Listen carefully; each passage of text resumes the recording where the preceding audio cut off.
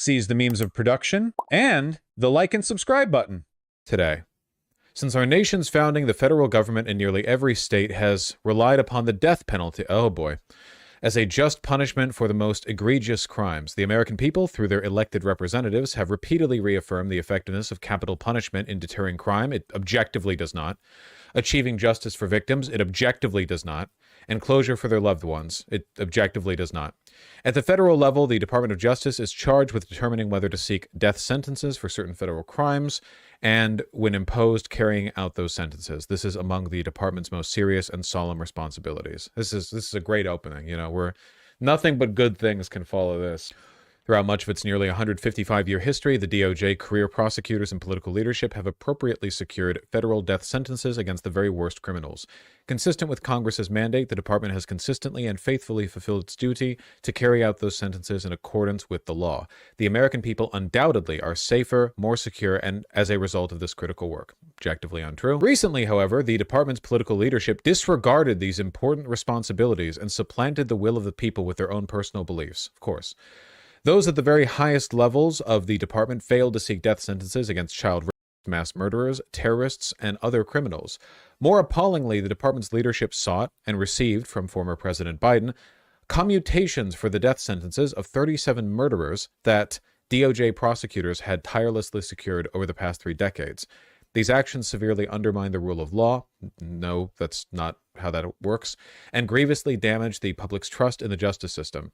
Like Donald Trump pardoning 1,500 J6 criminals, many of whom went out to go rape children, and immediately get rearrested for it.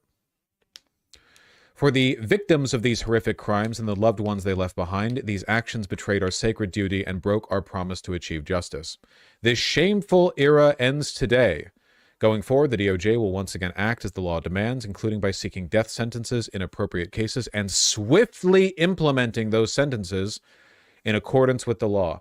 That's what you love to see for death sentences. No appeals process.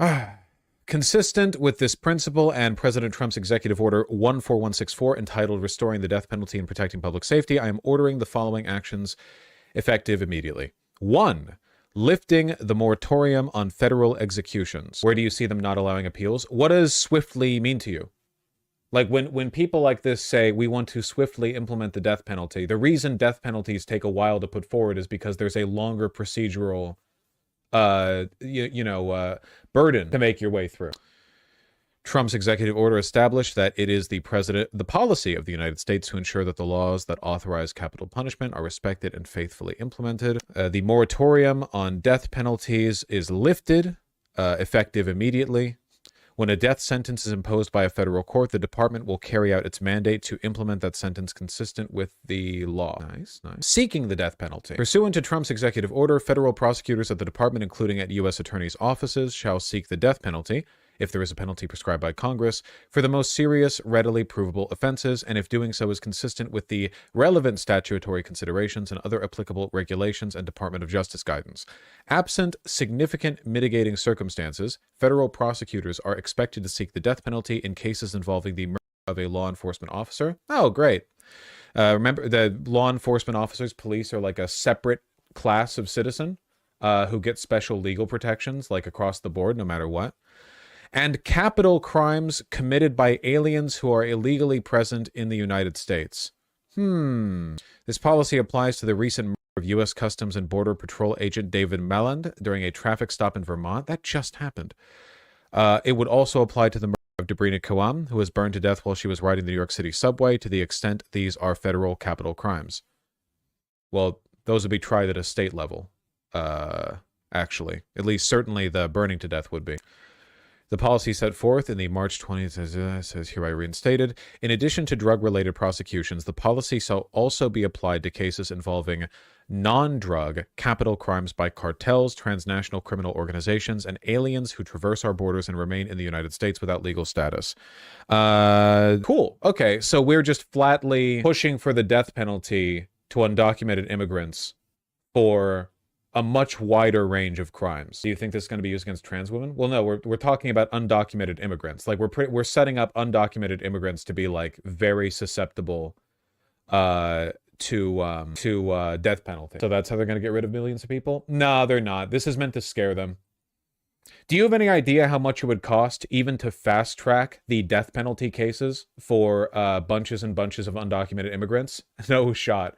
Our court system couldn't handle it. These wouldn't all go on to be plea deals. I mean, these would be like full-on trials. If they're not citizens, how can they be executed by the state? Use your head. You think not being a citizen means that the laws can't apply to you? No, this is going to be used to scare people.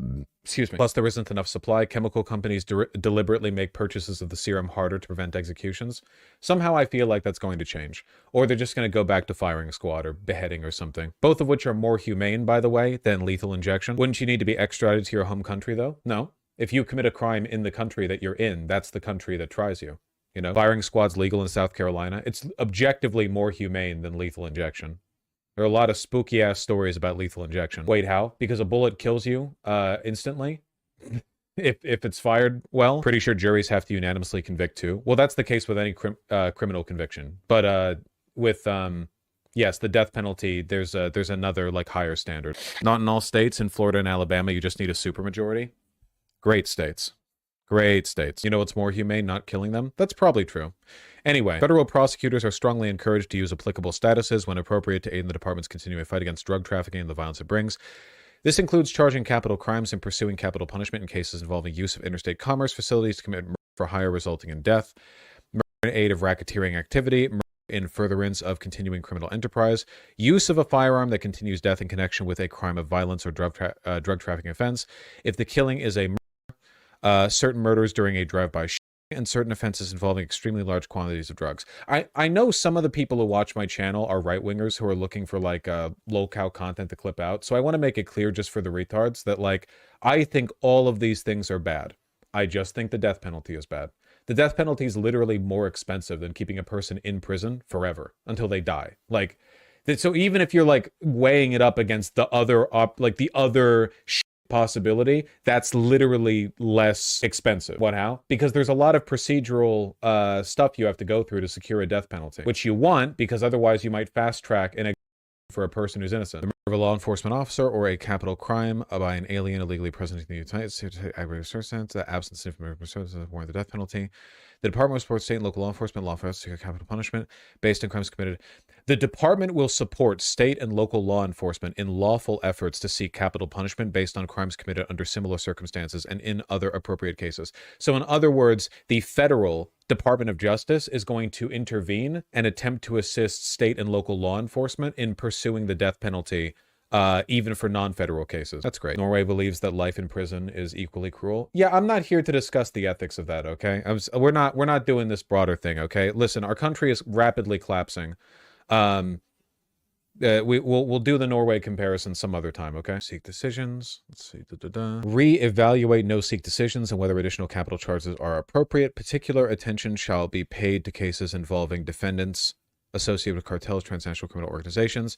What do you want to bet that, like, cartel or transnational criminal organization is going to include, like, the coyotes that brought you over? They're like, it's going to be some random undocumented woman working at a grocery store or something, and they're going to be like, well, you were trafficked over in a group of 80 people in a big truck, and that truck was being driven by a guy associated with the Sinaloa cartel. So actually, you're basically in the family. You know, you might as well have gotten a tattoo on your back. They'll use it like RICO to cast a wide net to anyone associated with them. Yeah, President Trump's executive order directed the department to modify the Justice Manual based on the policy and purpose set forth in Executive Order 14164. Therefore, all previous department policies relating to the death penalty that are inconsistent with this order, including former Attorney General Garland's January 15, 2025 memorandum entitled Determination Following Review of the Federal Protocol and Manner of Execution Regulations, which directed the Federal Bureau of Prisons to rescind the 2019 addendum to the Execution Protocol, are rescinded effective immediately. All right, okay, yeah, proceduralism, yeah, we got it. Legalese.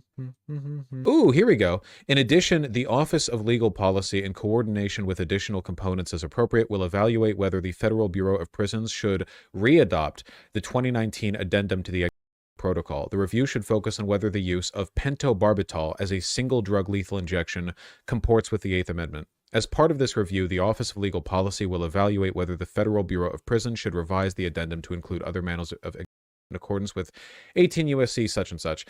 I'm not gonna lie, I can't even like talk this because lethal injections are awful. Like, I don't care. So they're going to do beheading. As long as their proposed solution to this isn't like, what if we beat them to death or whatever? Lethal injections are like the most fake civil method there is. Because it's nice and clean from the outside, you know? But it often like fucks up and you're in horrific pain and your organs are melting, but you're still conscious for multiple minutes. Like, genuinely, it would be better to just hit them on the head with a big hammer. Assisting with the implementation of state and local death sentences.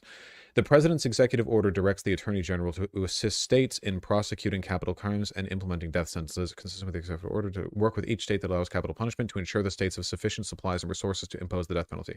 Yeah, they're going to like help states with legal death penalty to try to maximize how often it's applied. This includes transferring federal inmates with state or local death sentences to the appropriate authorities to carry out those sentences. Yeah, wow, these guys like death. It's just very, very standard, like, you know, fascist glory to the idea of just what if we killed the opposition. Never works, of course. None of this is going to reduce drug trafficking or whatever. The death cult likes death? That's crazy. They reference capital crime a lot in this. Yeah, you can Google the list of capital crimes. War, it's like a whole bunch of them, you know. Hopefully not things you guys have done, you know? Usually child / several convictions. Yeah, and it's not like I'm out here, you know, I'm not a bleeding heart for the, you know, Tren de Aragua criminals or child or whatever else, you know. Their asses should be put in a hole. It's more about like procedurally how we address these things, you know? It's like, remember how I talked the other day about how in Seattle there was a guy who did a bunch of stabbings, and it's like, yeah, he can go in a hole. I don't really care if mental illness spurred his behavior. But if your only solution to a rise in crime is what if you just got rid of the people doing the crimes, you're not really solving the problem.